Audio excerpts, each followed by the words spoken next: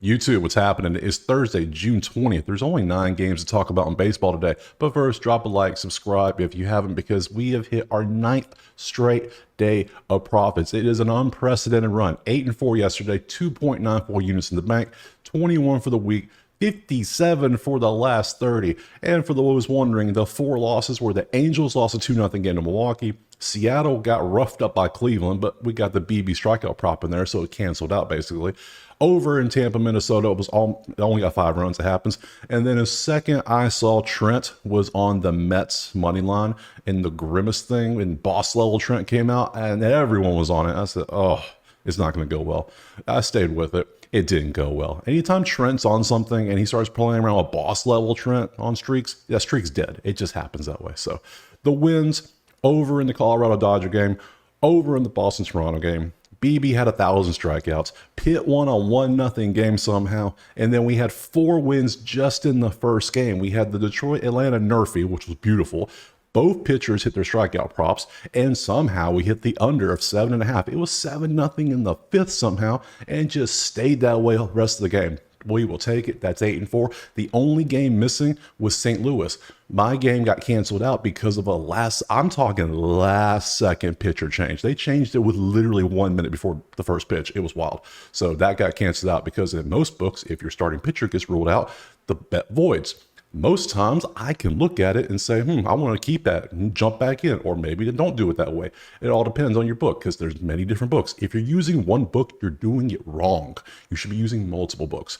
Either way, we have 9 games. Let's go ahead and jump into that first game today. All right, first game, we got Arizona and Washington. We got Nelson with his 5.49 with his 1.6 whip against Gore with his 3.24 with his 1.3 whip. So slight advantage statistically for the season for Washington. Looking at the odds, we see that Washington is slightly favored at home. 8.5s are out there with some 9s. You have your choice depending which direction you want to go. Data, Arizona lost 1, Washington won 1. Nerfy's at 56, not going to do it. 6.0 runs a game for 7th for Arizona in their last 3 games. Meanwhile, also batting 293 for 8th. So the offense is doing pretty good. Washington, not so much. 26 for 2.0 runs a game while batting 224, which is 19th. So we have advantage Arizona, and both teams are top 4 and not striking out. They're both doing pretty great. So advantage Arizona. Looking at the pitching, Gore's going out there for Washington with a 3.24 with a 1.32 whip. You can see his recent games right here. You can see he did great against Miami. He did pretty good against Atlanta. Got roughed up against the Mets. Atlanta again, but did it. He does the exact same game pretty much. 6-2-1, 6-2-1 against Atlanta both times. Seattle did good. Before that, we're getting too far back. I don't care about a recent game past that. So I just want the most recent 3 or 4 games. See how he's doing. What the trend's like for him. You can see outside the Mets, he's done pretty good, but the Mets roughed him up. Nelson, on the other hand, last game did great against the White Sox of all teams. San Diego roughed him up 6 for 5. It happens. San Fran 6 for 2. Before that, Texas 5 for 4. Great game against the Dodgers of all teams, which is probably the most impressive of both pitchers in the last 5 games. And got really roughed up against Detroit. So we see Nelson's more prone to get roughed up than Gore, but Gore does give up some too. Going back to the data, we see Arizona is favored offensively. I would give Washington a slight advantage pitching because I believe Gore is better than Nelson. So that means we have advantage Arizona in offense, advantage Washington in pitching. The lines are pretty close. I can't really pick a side because I don't want to bet on Arizona's offense and have Nelson mess that up, and I don't want to bet on Gore and have Washington's offense mess it up. So it's going to be a pass on the sides. On the totals, I can't take either side either. So this entire game is just going to end up being a pass. I'm going to move on to the next game. All right, next up, we got Seattle and Cleveland. We got Castillo with a 3.33 at a 1.12 whip against Allen with a 5.30 with a 1.49 whip. Slight advantage Seattle just from the jump in the pitching. Looking at the odds, we see that it is basically a pick 'em. You can maybe Seattle favorites across a couple books, but it's basically a pick 'em. 8.5 seem to be the totals out there. Looking at the data, we see Seattle's lost 1, Cleveland's won 1. The Nerfy is 51.2, not good enough. We're going to pass on that. Runs a game, 4.3 for Seattle for 16th. best in the last three while batting 206 for 23rd. So Seattle is struggling. It doesn't help when you strike out 1,000 times a BB the day before, but it happens. They're also still striking out 11.7. That number's gone up a little bit. The trend line isn't even on the screen anymore. It had a little sliver yesterday, but now it's just gone. It's just gone completely. So 11.7 strikeouts for dead last. So you always want to look at, see what how the opposing pitcher is doing. So we'll look at Cleveland's pitcher, Logan. It's Allen, to see how his Ks are. He ain't BB, but we'll see. Cleveland, on the other hand, offensively, they're trending up beautifully. 6.3 runs in their last three for fourth, batting 296 for seventh, and they're only striking out 4.7. So again, we're not looking at Castillo strikeouts. So we can see clear advantage offensively for Cleveland. Let's pop over to pitching. Castillo, we'll start with him. 3.32 with a 1.14 whip. You can see his recent games has not faced Cleveland, so don't have to worry about that. Last few games, gave up 2 to Texas on 4 hits. Got a little roughed up against KC, get 5. Nothing against Angels in 7 innings. 2 against Houston, 2 against New York. So you can see he's pretty consistent outside of this one outlier game. So I expect him to be closer to around the 2, maybe 3 earned runs range. Looking at Logan, we see has not faced Seattle, so we don't have to worry about that. Looking at 5 innings of 3 hit 1 against Toronto, 4 for 2 against Miami. Colorado, of all teams, roughed him good for 6 for 7, 7 for 3 against LA, and then shut down the Minnesota Twins, which is kind of hard to do recently. And then also shut down the White Sox, but this was 5 and 6 games ago. Once you start getting this far back, it's, okay, what have you done lately? This is what you've done lately. It's still pretty impressive. So overall, both pitchers are doing pretty decently. His strikeouts, because we said we would look at those, he's gone 3-3, 1-7-7. So I'm not going to do a strikeout prop. If you want to, because he is facing Seattle, they are the team that swings and misses everything. You can. I'm not going to do it. Unless for some reason the book out there has like 3.5, then yeah, I'll throw a unit on it. Why not? But if they have it, great. If not, if it's 6.5, I'm passing. No, he's done 7 twice in the last 6 games. And he's done 3 times in 1. Yeah. Hard pass. So yeah, looking at those two, looking at the data, we see the advantage for Cleveland. I would say Seattle has a pitching advantage. Cleveland has a hitting advantage. Exact same situation as last game. They're going to cancel each other out. I can't take a money line on that one. Looking back at the odds, we have 8.5s out there. Neither pitcher seems to be, they don't lean one way or another. So I can't really take an over in this one either. So this entire game's probably just going to be a pass for me. Move on to the next one. Next up, we got Tampa Bay and Minnesota. We got Lotto with a 4.29 with a 1.38 whip against Woods Richardson with a 3.29 with a 1.15. Just looking at this slight advantage Minnesota here off the jump in pitching. Odds, we have Minnesota slightly favored at home across the board. 8s with a couple 7.5s on those totals. Data, Tampa Bay's 1-1, Minnesota's lost 1. 41% nerve rate, not worth doing a pass. Tampa Bay, 5.7 runs a game, same as Minnesota. They're doing the same. Of course, Minnesota's trending down a little bit. Tampa Bay's trending up, but they're both 10th in offense, so they're doing decently.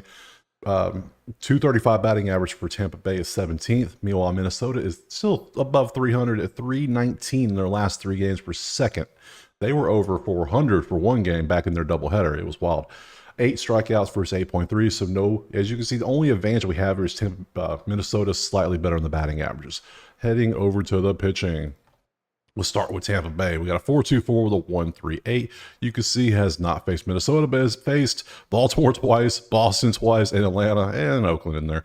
And you can see he gives up runs. 6, 3, 3, 3, 2, 4. We know what he's going to do. He's going to give up probably at least 3 runs. This is what his trend is. I bet on trends. This is a trend. He gives up runs. That's pretty easy here, pretty obvious trend. And he's going against Minnesota, who's second in batting average and 10th in runs at 5.7. Yeah, I like that. Woods, on the other hand, 3.29 with a 1.15, has not faced Tampa Bay, so I don't have to worry about that. As you can see, his recent games, 4, 1, 3, 2, 0 against Washington, 1 against Cleveland, but June, he's only been pitching 4, pitched 6. I mean, he gives up some runs too. He's prone for it. So we have 2 pitchers that have been shown to give up runs, one way more than the other. We have the data showing that both teams are in top 10 in offense. One is second in batting average. Other one's 17th middle of the pack. And we have 7.5s out there. Yeah, I'm going to take over 7.5 again, just like yesterday. I think they get it today. So I'm taking over 7.5 in this one. I'm not going to take a side. We're not going to take nervy or any K props or anything. Just the over 7.5. Hope they hit that. Move on to the next game. Next up, Houston and Chicago. We got Arrigetti Spaghetti with his 6.37 with a 1.71 whip against Flexen with 5.35 with a 1.40 whip. Beautiful pitching matchup we have here. Looking at the odds, we have Houston pretty decently favored on the road. Bunch of 9s. There's an 8.5 out there. There's a 9.5 out there. We got all sorts of choices depending which direction you want to go with that total. Data, we see Houston's won 1, Chicago's lost 1, 62.8 on the Nerfy. Both teams are kind of struggling offensively if you want to rock with the Nerfy, but I'm not. 2.7 runs a game for both of them in their last 3. 250 batting for Houston for 15th. Chicago's 219 for 21st. So no, if you want to call Houston having an advantage, sure. It's not an advantage though. 5.3 first, 9 on strikeouts. Chicago is striking out more, but not enough for me to really want to take a Arrigetti K prop today. So looking at the pitching, let's start with Arrigetti. Spaghetti Man over here, 6.3 with a 1.71. Got absolutely worked against Detroit in his 1.1 innings in his last outing for 5 for 7 earned with 3 home runs and 2 walks. Before that, did a pretty decent game against San Fran. 3 innings against St. Louis. Great 6 innings against Seattle, but did 8 Ks, which was his season high, which I also took that prop because it was Seattle. We know Seattle strikes out. Oakland. Got 3 against Oakland, so he's very up and down. He could give up 7. He could come out and pitch a gem. We don't know what we're getting with him. Flexen, 5.35, 1.40 whip. You can see here, Arizona tagged him for 9 hits before. Boston only got 2 hits, but they got 2 earned. Off him for 5. Chicago, 5 innings, 3 and 1. Some pretty decent games. But yeah, the common trend here, loss. So he's going to give up a couple runs. Chicago's probably going to lose the game. So I can see why Houston's favored in this one. Both pitchers are, they're not that great. The data, the offenses aren't great. The pitchers aren't great. So I can't back a team on the money line here because I can't trust. Houston shouldn't be 175 here because Arrigetti isn't, if anything, he's worse than Flexen based on the statistics. So why is Houston favored over Chicago again this much? I'm not saying Houston shouldn't win. I just don't know why they're favored by this much. This should be like a 135, something smaller, not 175, 180s. No, that's a high value to pay. I'm not even putting that in a parlay. I can't do that. So I'm going to pass on the money line. Both pitchers are giving up runs. However, as you can see, both offenses don't know how to score runs right now. So we have a struggle between two. We don't know what's going to happen. So this entire game for me is just going to be a pass. Let's move on to the next game. Next up, we got the Dodgers and the Rockies. We got Stone with his 301 and his 1-2-1 whip against Block with his 4.65 and his 1.41 whip. Slight advantage LA on the pitching side. Odds, we have Dodgers as massive favorites on the road here. Totals, we have 11.5 and 12s out there. So they're expecting another high scoring affair. Data, Dodgers lost their last game. Colorado won yesterday. But yet the Dodgers, as you see, are massive favorites. That's always fun to see. Overall, off Nerfy for 40.2%. That's a pass. I can't do it. Look at the offense here. Both 1 and 3 in the majors in the last 3. 8.7 and 7.0. They're both crushing the ball. 300 average for LA for 5th. 267 for Colorado for 11th. Slight advantage LA. 8 and 7 on strikeouts. We're not looking at strikeout props. So we see the offenses are raking. They're doing great right now. For pitching, Colorado sending out old Ty here with a 4.65 with his 1.41. Has not faced the Dodgers recently, but you can see his recent games. Gave up 2, 4, 4, 2, 2, 6. So we expect him to probably give up about 3 runs. That's what we're looking at, about 3 just from him. Looking over at Stone, you can see 301 with a 1-2-1. Has faced Colorado recently. Faced him on June 2nd. 5 innings, 4 hits of nothingness with 6 strikeouts. So he did pretty great when he faced him.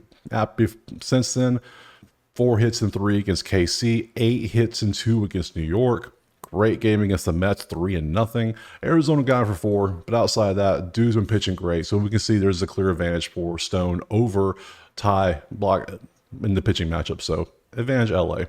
Data has the advantage going to nobody because they're both offenses are doing great.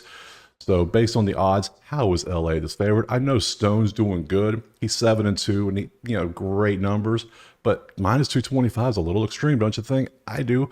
I think LA maybe should be around 150, 60. Yeah, sure. But this much? No, I will pass paying that. I'm not even putting them a parlay. They lost last night. And then you had the controversial ending, supposedly, in the game before that. So we haven't had a definitive, oh, this team is better blowout yet. So, which could happen today. It could happen very easily. Total 11.5 and 12. Looking at the odds, the data, both offenses are raking. It might be worth taking because of how the offense is doing right now. Ooh, that's a lot of runs, but both teams are on fire. And as we see, both pitchers are prone to give up some runs occasionally. Stone, not something. His last couple of games, his worst game in the last 5 games was his last one against KC. And like he gives up, we know he's going to give up runs. So, oh, that's a big number though. I don't know if I can do it. I think I'm going to pass on that total because it's enticing, but I'm not trying to risk money for no reason. There's other games, there's other days. I'm going to pass on that total, and I'm not taking a side. I cannot do it. If anything, I would mess around and take something like Colorado money line for like a point something of a unit, but I'm not going to do that either. So we're just going to pass in this entire game and move on to the next one. Next up, we got Kansas City and Oakland. We got Lugo with his 2.4 and his 105 whip against Spence with his 3.95 and his 1.21 whip. Slight advantage. Maybe decent advantage to KC on pitching off just the jump. Odds, we have KC slightly favored on the road, about 140. Couple sites have it all the way up to like 165. What is BetMGM doing? And 365, those are, wow, that's a big spread. Totals, we have 7.5 and 8s out there. And for some reason, DraftKings doesn't want to put a run line out for this one. So that's weird. You always notice things that are weird for some, like why? What's going on here? Looking at the data, Casey's lost 3 in a row. Oakland's won 2 in a row. Oh, you can see why Oakland's offense is crushing. Casey is not. 2 runs a game for 26 in their last 3. They're batting 186 as a team in their last 3 games. They've been batting 200 in the last week. They have not been doing well as a team batting. 8.3 strikeouts for 18th. Oakland, 6.3 runs for 4th in the majors, while batting 288 for 9th. Both trend lines, we'd like to see that. That's what we want. 8 strikeouts per game, no advantage there. So we have Oakland with a very substantial advantage offensively. Pitching wise, we have Lugo going out for KC, 2.4 with a 105, great numbers. Has faced Oakland in the past 6 games, 5.2, 6 hits, 2 earned, did strike out 10. So that's a pretty good game. Statistically, it doesn't happen every day, but whenever you see a team and a pitcher face each other for the second time, hitters tend to have an advantage. Slight, but albeit still an advantage because they've seen the motion, they've seen the point, the release of the ball, they've seen all this stuff now. They know what to look for. So I would say Oakland gets a little bit of advantage based on that game. Now, is he going to pitch a gem like this again? Maybe. He might. But then again, you never know. So before that, after that, Tampa 4 for 1, 6 for 1, 6 for 5 against Cleveland, got roughed up. New York got him for 8 for 4 and 6 for 2 against the Dodgers. That's a rough 3-game stretch to have for pitching. So, and then the Twins were in there too. So, wow. Spence, on the other hand, 3.95 with the 1.21. Has faced Casey as well. Same game, 4.2, 5.11. Also pitched a great game. So this was a pretty good game overall for both pitchers. Since then, 5 for 2 against Colorado. 1 hitter and 5.1 against Tampa Bay. Great game for him. 9 for 4 against Seattle of all teams. And only struck out 3. If you ain't striking out a lot of people against Seattle, you ain't doing good. So that's not a good game at all. Toronto 5 for 2. And then Minnesota, the hottest team in offense in the past week, has roughed him up hard in his last game over the weekend. So 9 for 4. So we see here, I would say Lugo clearly has the pitching advantage here. Oakland has the batting advantage. As you can see, the odds are 7.5 and 8 when it comes to the total. I can't back either one of these because you can see the data. KC, where's the offense going to come from? You might have the pitching advantage, but you don't have the offense. Oakland has the offense, but Spence might give up. There's a chance he gives up some runs, so I can't really back either side. It's going to be a short play day looking at my card here because now I got to pass on this entire game. Let's move on to the next one. All right, next up, we got Baltimore and the Yankees. We got Irvin with a 303 with a 1.23 whip against Gill with a 203 with a .98 whip. Beautiful pitching matchup. Absolute studs going out there. Odds, we see that New York is pretty decently favored on the money line. Total 8.5s across the board. Again, DraftKings not putting out a run line for this one. Interesting. Wonder why.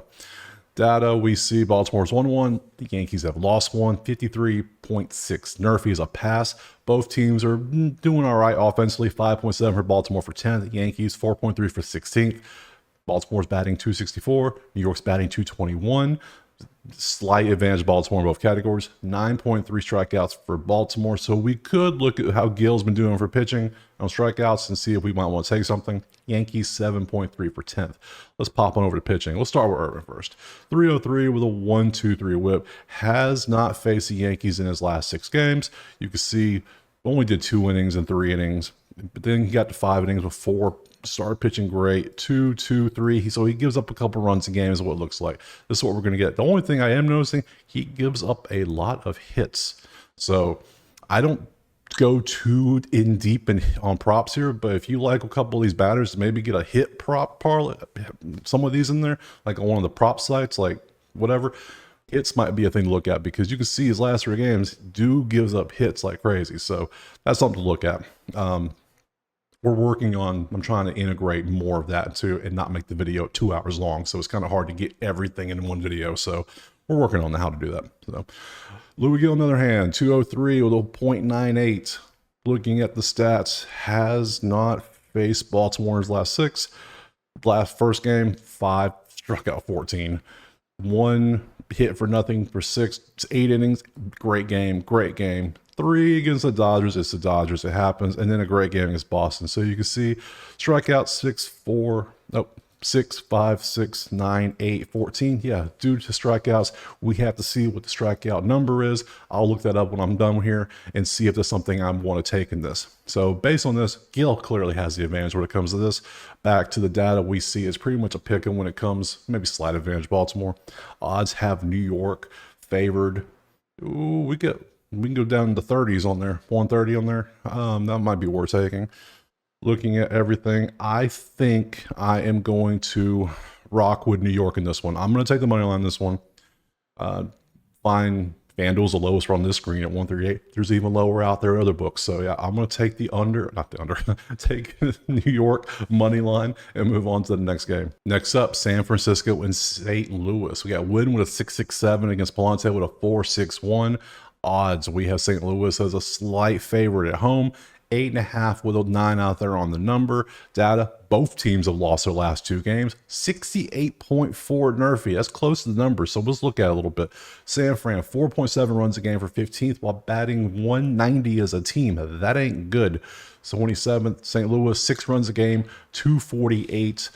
For their average, they're slightly better, so they have advantage. Both teams are doing their best Seattle impression. They're trying to be a Mariner for some reason. 11.3 and 10.3 on their strikeouts, second worst and third worst. Or fourth worst. It's wild. We can't have that. Looking at the pitching, let's pop on over. We see Palante's going out there with his 4.61 with a 1.57. Has not faced San Fran. Only faced 4 teams in the past 2 this season. So 3.1, 5, 1. 5 innings, great against Colorado, 6 earned over 6 hits against Houston, and 3 hits for nothing against Cincy. So he has 2 great games, 1 bad game, and 1 pretty good game. So he's probably leaning close to a pretty good range for him.